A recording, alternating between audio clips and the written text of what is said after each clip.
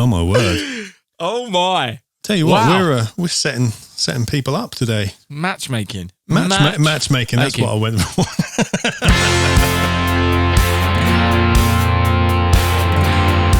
This week on Whiskey and Things, we catch up with my very good friend Darren Ramsay, 20 years after he made the final of the very first Big Brother in the UK. And we're heading to Illinois to sip the F.E.W. Bourbon and hear the expert tasting notes from our Whisky God. As always, we love to hear from you on social media, so please do get in contact. We're on Facebook and Twitter at Whiskey and Things, and we're on Instagram at Whiskey and Things Podcast. And I remind you to lose that E. And remember to rate, review, and subscribe on all your favourite podcast platforms. Yes, all of them, please. Yes, all of them. All of them. You're listening to the Whiskey and Things podcast with Dave Giles and Nick Kent. Welcome to episode 16 of Whiskey and Things. I'm Dave Giles. And I'm Nick Kent. Sweet 16. How you doing, buddy? I'm all right. How you doing? I'm all right. I put a jacket on for this evening. Not like a suit jacket, but a nice denim jacket. Is it cold up north? It is a little bit, yeah. I have my window open. It's been raining today. It's been nice and refreshing, mate. Beautiful and refreshing. Compared to last week when we were sweating our tits off. Yes. It certainly has been nice and refreshing this week. That is for sure. We are recording this on Friday night this week. So tomorrow is, what are they calling it? Super Saturday or whatever? When everything's just going to go bananas and... You going to go to the pub, Nick? You going to the pub? I'm not going to the pub, mate. I've got a pub here. Why would I want to go out? That's a good point. That's a very valid point. You know? Very valid. I'm not going to the pub either. You're not going out? Nah. I'm quite tired. I keep on breaking things, so I'm not going to go out. Yeah. You might break a leg. Yeah. Do you know when you just have those weeks where you keep making silly little mistakes? Are you tired? I maybe, but I'm having one of those weeks where I thought I had a new single out today, but I'm not. It's next week. It's that kind of like everything I've done. It's just little mistakes just keep creeping in, and it's unlike me. So maybe I need some sleep. Hopefully, I mean, for example, we're recording this on Friday because I was visiting my social bub yesterday, and we were going to record it while I was there, but I didn't take the whiskey. Yeah, man, forgot the whiskey, didn't he?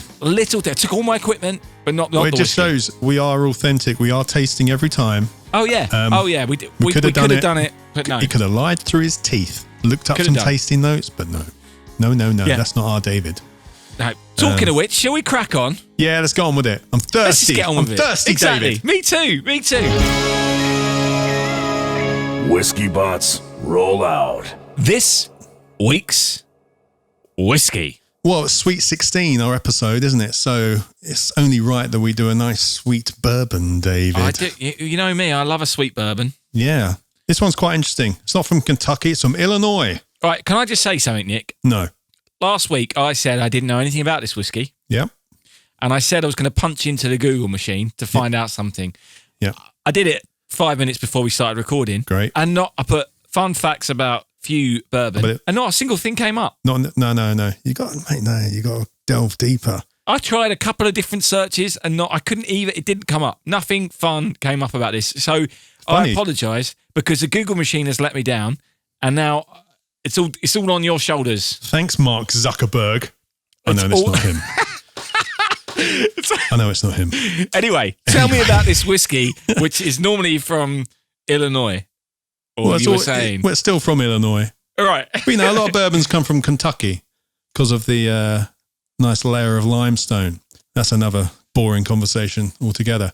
Right. F.E.W. Spirits is the company. They actually started in 2011. They're from Evanston, Illinois, which is famous, Dave. I don't know why this didn't come up on Google, but it was completely dry, as in Prohibition was there for 100 years. Wow.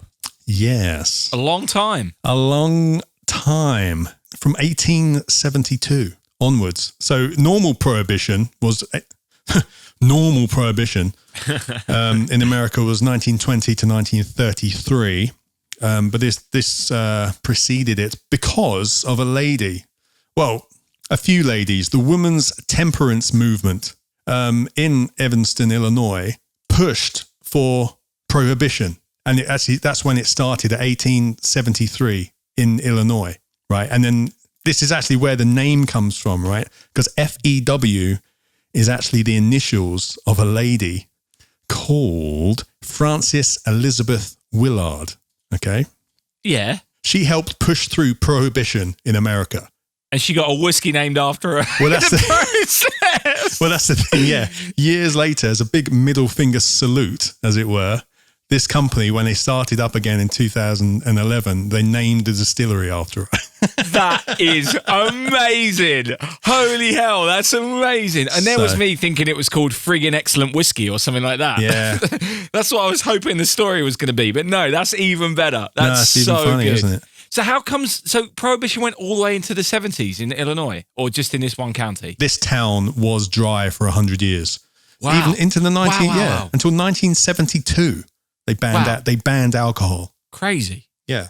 Crazy. So yeah, Right. this lady had a whiskey named after her. Nick, we've heard from 2 different people who have given us a tasting note on this. How dare you? Yeah. 2 of our patrons have got in contact. I've messaged you the first one, which I would like you to read out in your sexiest tasting note voice. Warm and spicy with a caramel-like sweetness. To me, this bourbon tastes like cozy winter evenings spent curled up on the sofa. Gently heating from within, this dram begins by warming the soul as the rich flavors of the spices slowly unfurl across the palate, tingling enticingly on the tongue and lingering long after the final sip, like the memory of a lost love's kiss. Beautiful. Do you want the other bit as well? Yeah, well, if you want. We don't have to do that quite as sexily though, Nick. Just get on with that. P.S. Melodrama aside, I wasn't sure if I was overly enamored with bourbon, but I'm seriously contemplating a bottle of this one. Well, that's really interesting. The person who sent that in has sent me tweets saying that she would happily hear you read the phone book. So that was for Kate, the founder of the Nick Kent fan club. Well, look at that. Who's been trying to get you to read something out for a while now. Well, I was never going to say no. She just said. I think that's a good one.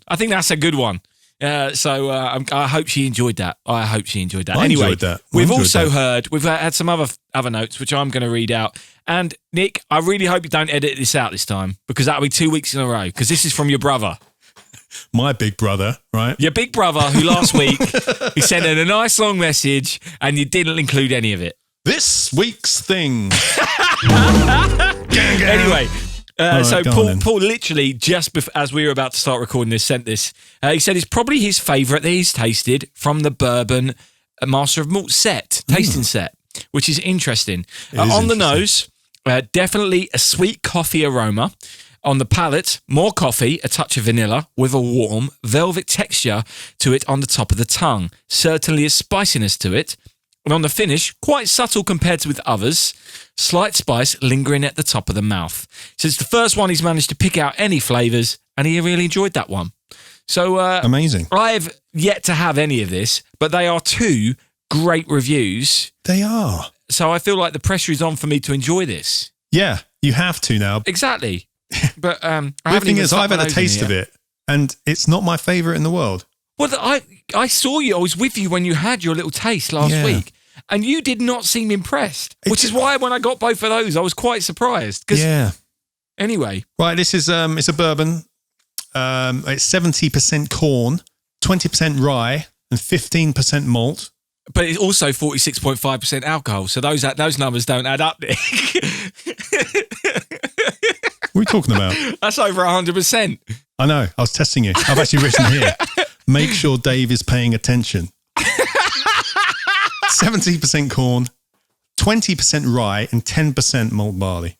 All right. How does that work, though? Seriously, how does that work? Because, as I said, it says 46.5% alcohol. Oh, that's where you're getting that from? Yeah. Oh, in that case, you're way off.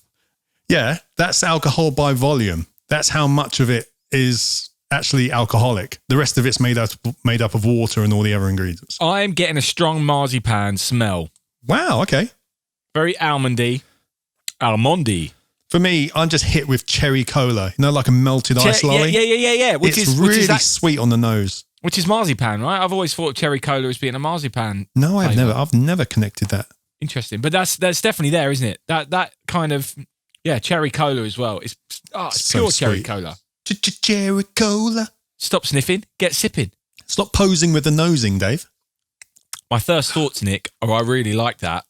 That'll wake you up.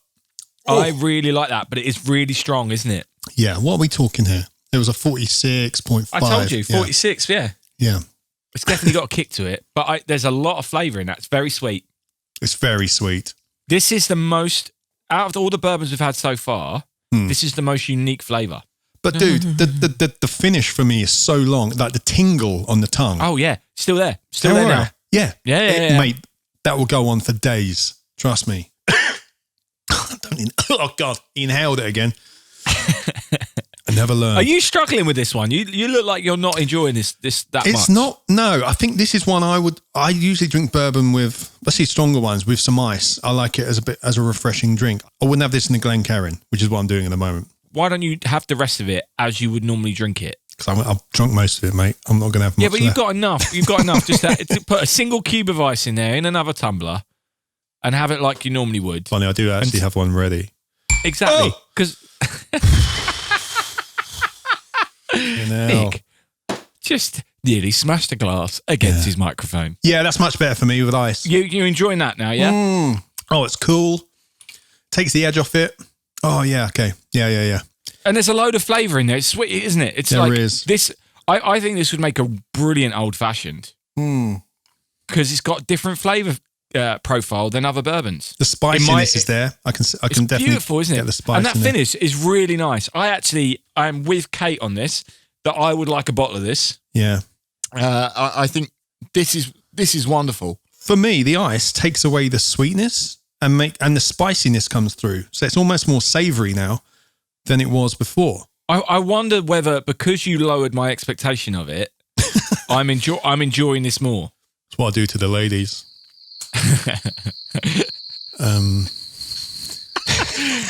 Anyway, you can hear more. Anyway, you can hear more about F.E.W. Bourbon from the Whisky God later in the show. Just get the things over with. What? How do you want to start this? We both have things, right? Yeah, I don't really, because I thought I had a single out, but I don't. Hey, Dave, so your thing this week is your single coming out, right? Yeah. You'd like to promote that? Yeah, this Friday, I have a single coming out. Okay. Okay, good. Of which I will talk in more detail next week when it's out. So yeah, that's what I've been doing this week. Screwing it up. What have you been up to this week, Nick? Mate, my quiet season is over. I've got a thing this week, Dave. I'm very excited. Go. Yeah? I can't wait. Tell me all about it. Such enthusiasm. I cannot wait to hear this. Please. I've done a little music video thing with a buddy. Well, both of us have a buddy called Nick Parker. Yes, we do. Yes. Over the lockdown, Nick has been doing a series on YouTube called Stranger Tunes, where he does a collaboration cover with musicians who don't know each other. So he'll ask a drummer to put down a beat, then he'll ask another guy who doesn't know the drummer to put down some bass, etc. Going on, guitarists. None of the musicians know each other. And then they do a cover and then they put it up and they don't know who they're playing with until that song comes out. So he's done 11 of these now. Yeah, in fairness, I've been watching all of them and they are incredible. They're as amazing, well. They're right? really high. And the different musicians he's had on have been amazing. A lot of my friends have been involved at various points as well, or people I know. So, and like he seems to be so well connected. But Nick is just such a lovely, lovely, lovely man as well. He's a lovely man. Because he toured with you, right, last year? Was it last year? Yeah. For my album launch, November 2018. Yeah, that's where I met him. But yeah, so the number 11's out now, which I've been very lucky to be on. I'm on there with Shane Dixon, who plays for Ginger Wildheart. And man, one of your favourite bands. Ginger Wild, yeah. Wild Hearts, man. PHUQ is an album of my youth. I love that. If you knew you were going to be on a thing with one of the Wild Hearts, you would have been losing your mind, wouldn't you? Yeah. Well, you'd have been excited. Yeah, of course. I'm excited to all these people. Sam Brace of Skinny Lister. I know, but my point is you didn't know any of this until after. That's what's so cool about it. Yeah, exactly. That's the thing. I was like, who am I going to be playing with? You know, you got to step up.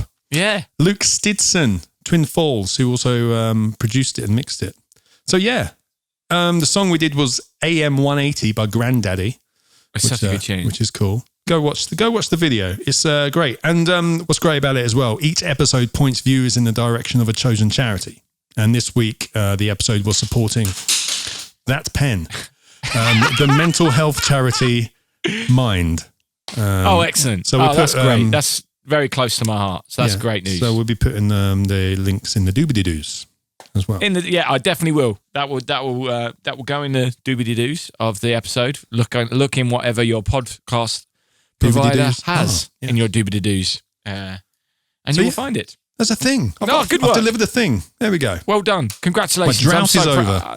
Yeah, it's been a while. Yeah, it's been a while. Yeah. Also, this week, we managed to catch up with one of my very old friends, a good friend of mine called Darren Ramsay, who some of you may know or remember from 20 years ago when he was a contestant on the very first Big Brother in the UK. So I won't get into how I met him and how we became friends because we're going to get into that into the show. And it's hilarious. He is a wonderful, wonderful man. Doesn't follow me on Twitter, but don't worry about it, Darren. Well, smart man, if you ask me. Yeah. After Big Brother, he did a load of TV stuff and load of wonderful things again, which he'll talk about. And we've become very, very, very good friends. Came third, didn't he? Came third. Yeah. It's Lovable the 20th man. anniversary. It is the 20th anniversary of that first Big Brother, so there's been a bit of TV stuff going on for it. So we thought it'd be nice if we could get him on because it's actually a really interesting story as well. And he's just such a lovely, lovely person. So here's something a little bit different. Here's my very good friend, followed by Naomi Campbell on Twitter, Darren Ramsay. Darren, welcome to Whisky and Things, the podcast. Thanks very much for agreeing Why is to come taking on. you both so long to bring me on to Whiskey and Them Things? Blame the producers. So Nick was asking me earlier, Darren, about how you and I met. Do you want to tell the story or do you want me to tell the story? I'll tell the story. Don't spare any details, please. So I used to work in Acton and I used to work in market research. And I was going home one day and I am quite flirtatious as That's one way of young 29-year-old black gay male.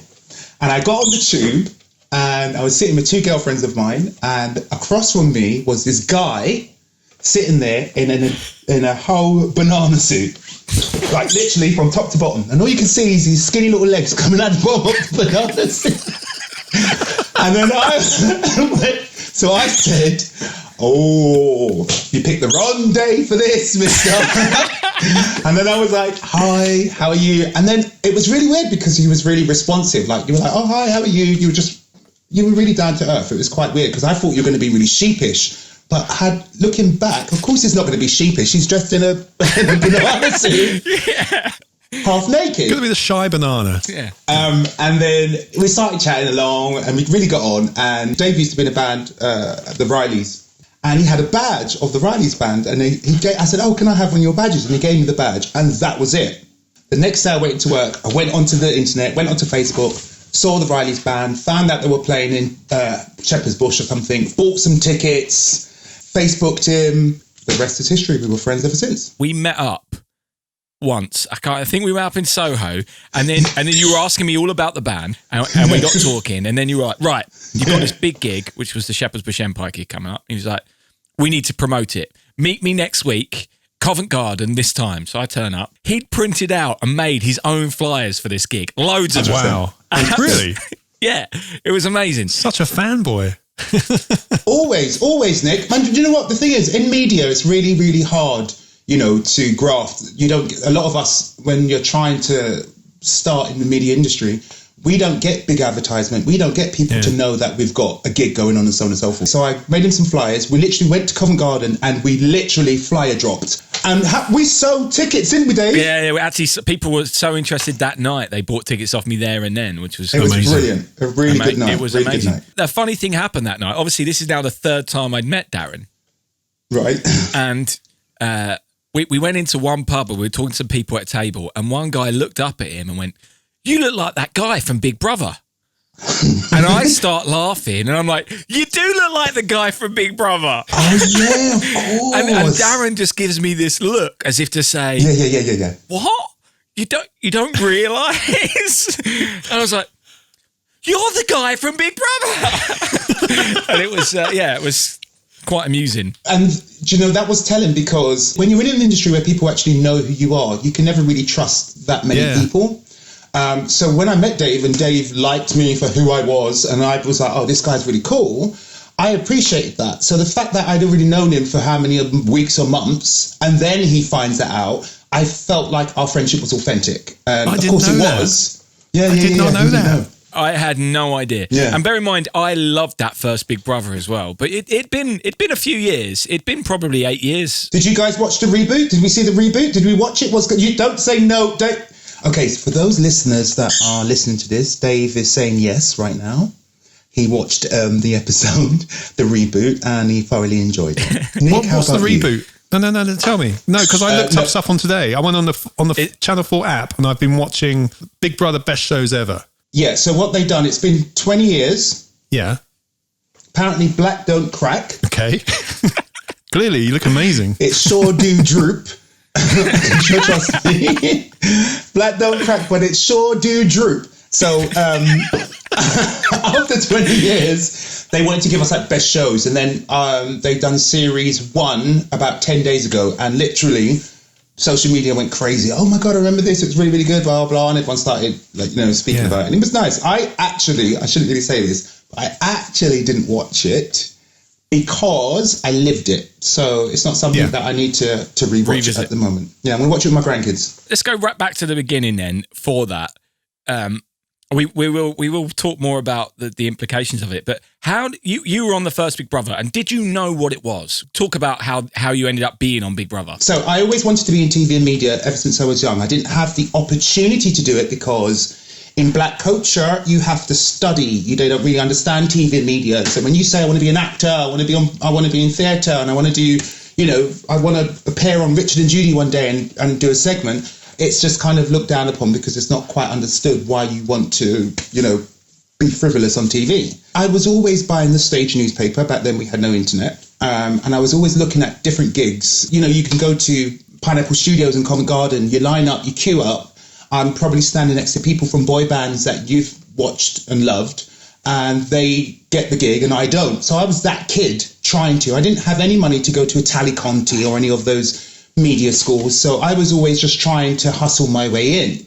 I was at the point 22, I think, and at that point I realized when you're 22 and you haven't established yourself in the media, you kind of got to start forgetting about it and moving on. And at that point I was like, I'm not going to do it. The mother of my children had bought the newspaper, and there was this advert in there that said Big Brother 1 UK contestants.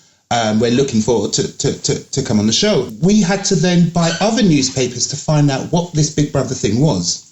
It turns out that it was already originated in Belgium, and the person that won it became a presenter. And I said, oh, that's brilliant. I can go on this game show and I can become a presenter. Amazing. So we sent off the application, and it took months and months and months to get any response or any kind of recognition. There was something called BBC Find Me a Presenter, and you had to go to one of the, I think it was UCL I went to, I lined up. And I was in the BBC Find Me a Presenter queue, and Endemol called me from Channel 4 and said, hi Darren, you're supposed to be here.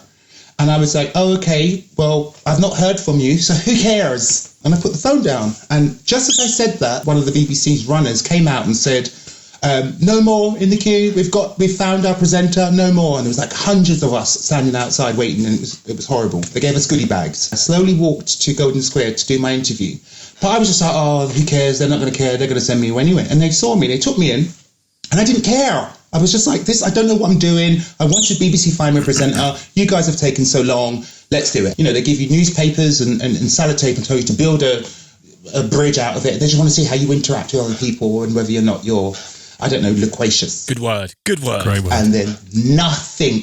And actually, I'm feeling nostalgic now because I'm upset. Because I remember thinking, this is finally going to be my big break. And it's now been almost 6 to 9 months and I've heard nothing from them. And it was the 1st of July, 2000. Yeah. In the TV, do you know, back in the days we used to have TV Quick or whatever, where you want to see what's coming on the TV. It was a magazine you had to buy. And in it said Big Brother starts. And I was like, that's awful. How dare they do this to me? It starts in like 5 days' time. I've heard nothing from them. And I was in the one that was in the running. The next day they called me and they were like, hi, Darren, we've got our chosen 10 and we want you to be an extra. So if someone actually leaves the Big Brother house, am I allowed to say this? Yeah, of course I am. If someone actually leaves the Big Brother house, you will become an extra and then you can come in. And I said, boop, boop, boop. How do you not do it? Bye. And I put my shit-blown Nokia down. You hung up. I hung up. Oh, God. Yeah. I remember I was in ice. I don't know what the advertisement is for this program, but Iceland need to give us a shout out. It's Whiskey and Them Tings, please. So I was in Iceland. And I remember I put the phone down on that lady. 5 minutes later, they called me back up and they're like, oh, no, we would love to have you as a housemate, Darren. We'd love to have you. Please, we need you. And I was like, oh, okay. And what I think it was is they never saw the feistiness to me that you guys know I have. So they thought I was quite placid and really nice and kind of, you know, I don't know, just plateauing along with my personality. And I think when I shot up on her, she was like, yes, he's got some fire. Let's get him. So maybe that worked in my favour, I think. And that is how I got on Big Brother. Whiskey!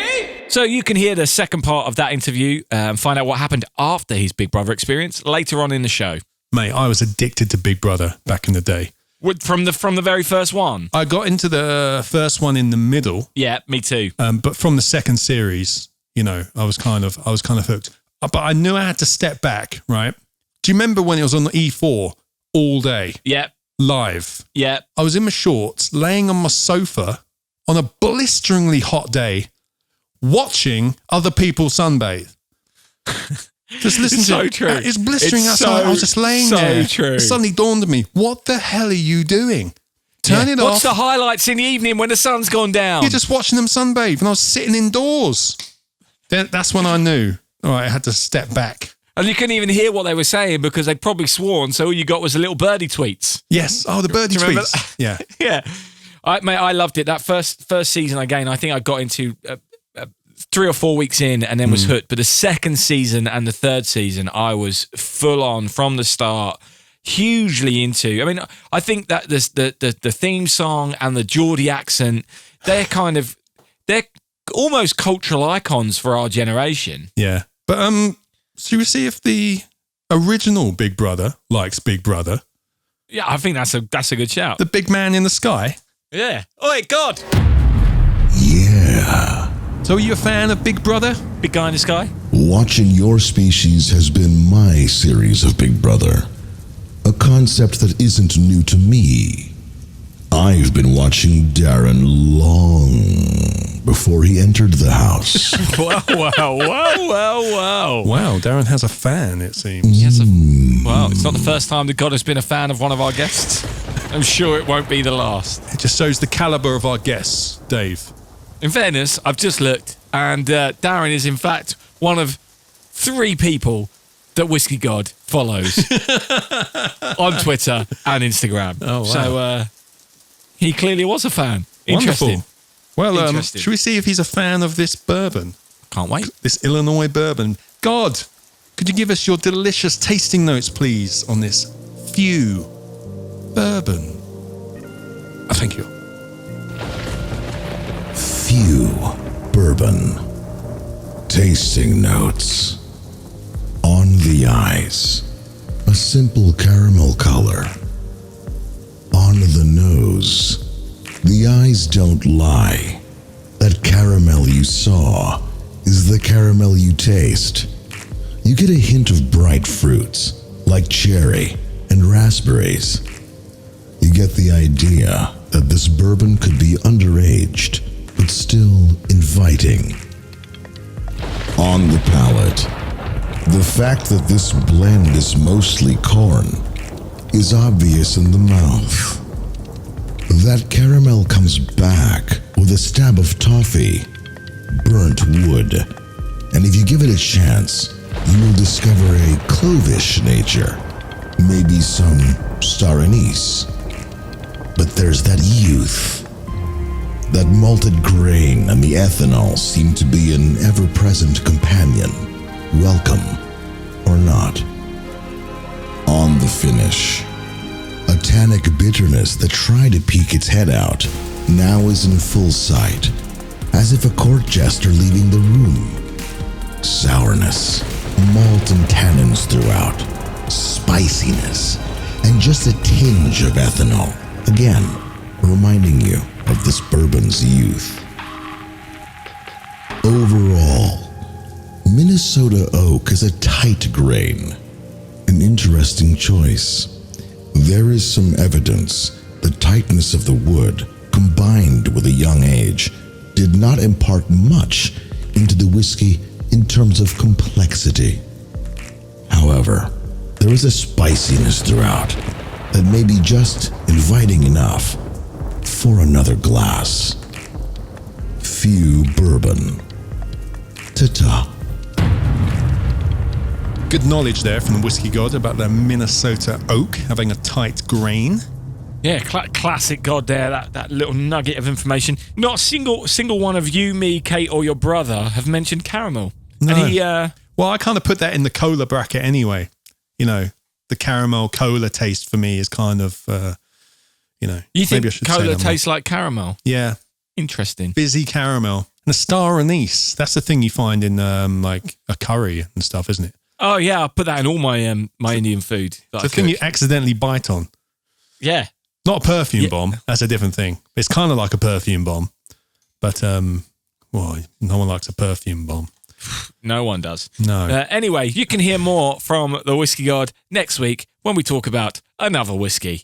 Cheers, God. Right, so shall we hear some more from Darren? Yeah, let's see if he's noticed the God stalking him over the years, shall we? Let's have a look. The whiskey! Obviously, there'd not been a Big Brother in UK. No one knew it was going to be as successful as it was, especially those first few seasons, which were just huge. How did you feel about it? And were you and the other housemates aware of what might happen afterwards? And obviously, you said that the person in Belgium got a presenting job, but you didn't know for sure that anything like that was going to happen in the UK, did you? No, I didn't get it, Dave. Didn't know what I was doing. When I watch it with my grandkids, I'm constantly say, I don't get it. I don't know. I was just in this house living with people. Oh, Princess, Dave, Princess, Nick, Princess. I was going to ask about Princess. this. Who is Princess? Why? You listeners that are going on the way to work, there's a parrot that resides with me. Okay. And her name is Princess, and she is a Sun Conure, and she is one of 3 of my menagerie of animals living with me. Good word. Go Perch. Go Perch. Good work. Good work. That's amazing. So yeah, I didn't get it. I didn't know what was going on, and we all didn't get it. And to our surprise, when we actually came out of the house, people actually knew who we were, and that was a bit of a mind F, because you go into a social experiment game show and you have no idea what's going on, but when you come out, people say, Darren. And I remember going, how did it? I remember it took me some time and a lot of therapy to kind of just digest that there's been this show for 3 months that you've been watching every single day, and now I'm your friend in your head. Oh, yeah. And so you're going, Darren, you're right, mate. And I'm like, no, I'm not your mate. You know, I'm like, I don't. And so I had to adopt a way of going, hi, hey, buddy, how you doing? But I would never, ever knock it, Dave. It opened up. So all those doors that I knocked when I was queuing up at Pineapple Studios and going down, you know, High Street Kensington and knocking all the doors of the modelling agencies and begging for them to take just one, you know, shot of me to see if I can make it. None of that, they all shut the door. And the moment I came out of that house, they were faxing. Back then, guys, we had fax machines. They were faxing me and begging me to come and do, you know, presenting jobs and so on and so forth. And I've made a really decent career from it for about 4 years. When the envelope stopped dropping in the front, you know, at the front door, you're like, what's going on? And then from there, I was like, no, I've got a family to feed. and a house to keep warm. So I need to go back into the real world. And that's when 2004 is when I went to Acton and started working. What was your favourite thing that happened as a result of Big Brother? Be it a magazine thing, TV thing. What was the one standout thing that happened? Okay, the truth. Do you remember when I was and I said I was young and I was always wanting to be in media and TV? Yeah. I used to cook in my kitchen and pretend I had cameras around. And I'd be like, oh, don't forget to put a teaspoon of salt into the soup. And don't forget to put the black pepper in. And I'm looking at all the cameras the whole time I was doing it. And all I ever wanted to do was appear on Richard and Judy, because back then that was the show. Yeah. Our show. Because then I've made it. You know, that's the time when I've made it. And the moment I came out, they invited me on. I was like, they're inviting me on? And so I went on Richard and Judy. I did an interview, and then they employed me as one of their resident presenters. And that for me was something that said, look, you know, I feel like we're all successes in our own right based on the background that you've come from. For me, that was a real success. So I was really happy with that. Good. So if it gave me anything, it gave me that. Do you miss any of it? No, because you're asking me the questions, Dave. I want to answer you truthfully, and it's really weird. So if I get asked questions like this in TV and media, I answer the media trained answer, which is, of course I do. It's amazing. It's blah, blah, blah, whatever you say. But my real answer is, of course I don't. I don't miss any of it. I love exactly where I am right now. Could I be more richer? Absolutely. Could I drink less? Of course. But would I want to be thrusted back into that? No, because the day that you and I went out and we were fly dropping and that guy in that pub said to me, oh my God, it's Darren from Big Brother. And you said I gave you that look. I'm an introverted extrovert. Same. Right? Mm-hmm. Yeah. So there are times when I like my flamboyancy. And I'm allowed to have me. Right? Yeah. And I wasn't allowed to, I was public property. And if I ever was snappy, that was it. Oh, he's a whatever, blah, blah, and so on and so forth. So I always had to give airs and graces. And it's not fair sometimes, especially when you're not working at the time and you're trying to get your next gig and everyone knows who you are except for the casting directors. How about that? Yeah. Do you know? How about that? Do you feel that it would have been easier for you to maintain it had social media been a bigger thing back then? Or are you glad that social media didn't exist back then because of the complications of what that can bring? Well, I think it comes with maturity. I think if I was 27, I would have loved it with social media. Now I'm 29. Yeah. Next. It doesn't faze me anymore. 29 today, yeah. We got the memo, yeah.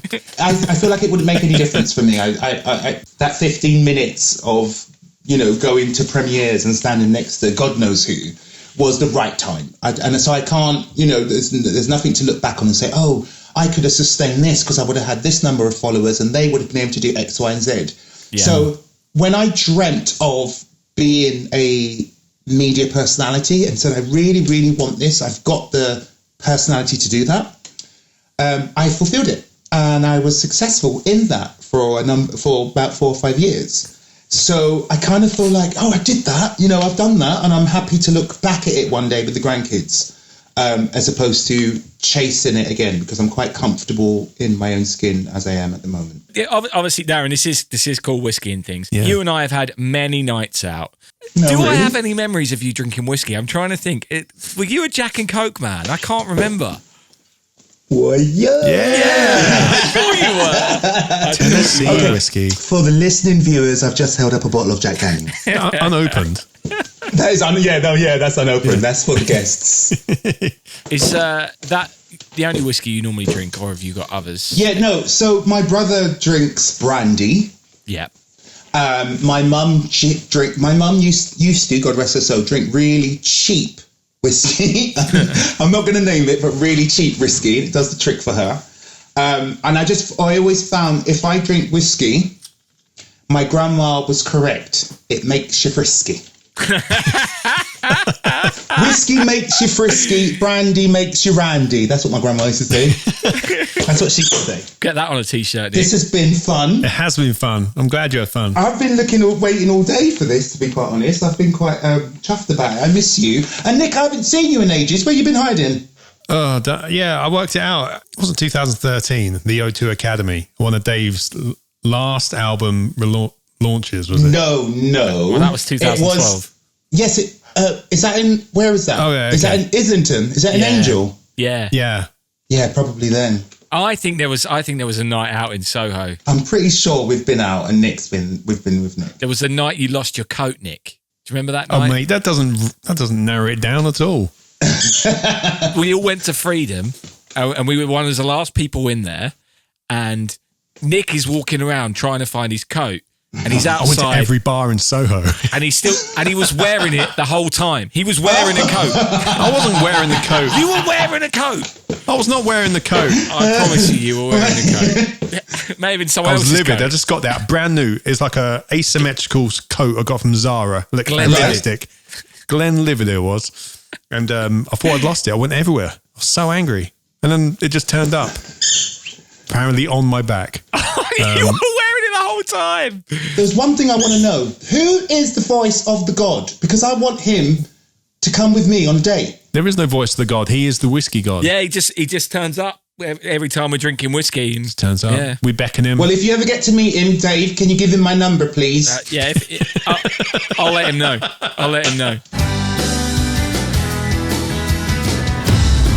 Darren, I don't need your number. Step outside the front door with your favorite dram. Face east and wink at the moon. I'll be there. Oh, yeah. Oh, my word. Oh, my. Tell you what, Wow. we're setting people up today. Matchmaking. Matchmaking, that's what I went for. Yeah. I thoroughly enjoyed having Darren on the show. I hope you did as well, Nick. And I hope you did as well. I did, yeah. Listener, it's a fascinating story. And where often people who have done some kind of reality TV do get forgotten quite quickly. And it's great to hear the story of what happened afterwards, the fact he achieved what he wanted to achieve and got out on his own terms as well. Which is, and his loving life. His loving life as it is. You can find out, if you want to follow Darren on social media, I'm sure he probably doesn't care too much, but he's on Instagram and Twitter at Darren Ramsay. That's how I'm saying it, how you spell it. I do love his Twitter bio is wonderful. Ex-Big Brother 1 UK finalist, ex-model, ex-TV chef, ex-presenter, ex-boyfriend. I think that sums him up quite nicely. Decided not to get liposuction. Yeah, and it's his birthday today, of course, as well. It is, of course, his birthday. So we'd like to wish him a happy birthday. Was he 29? 29, 29, yeah. 29, exactly. So he's one of my great friends, and I think that was really interesting. So, and of course, you can hear the full interview on our Patreon page, which is www.patreon.com/whiskey and things. That's whiskey without any. Sign up, and you can get all the full interviews from every one of our guests, and they're also videos, so you get to meet the parrot. Yes, was it Princess, wasn't it? Princess. You'll get to meet Princess, as well as just hearing her in all her glory. So, yeah, thanks, Darren, for coming on. Thanks, and, man. Hopefully see you very soon. Well, yeah, unless the Whisky God sees him first.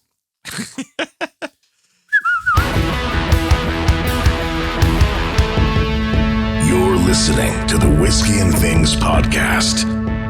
And so another show passes. As always, we love to hear from you, our listener.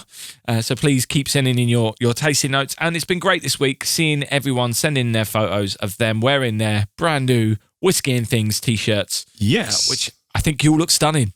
You all look incredible. Yes, it's such a lovely design. Mine hasn't turned up yet. I'm a bit livid. Glenlivet. He's Glenlivet. Houston, we have a catchphrase. Anyway, what we got next week, Nick? So people can perhaps send in some tasting notes for next week's show. Here's the thing, right? We've been kind of sticking around the same kind of whiskies on the first run of these shows because we bought a load in bulk. We've been doing the Scotches and the Irish, and we haven't really, we had the English one, which was a bit different.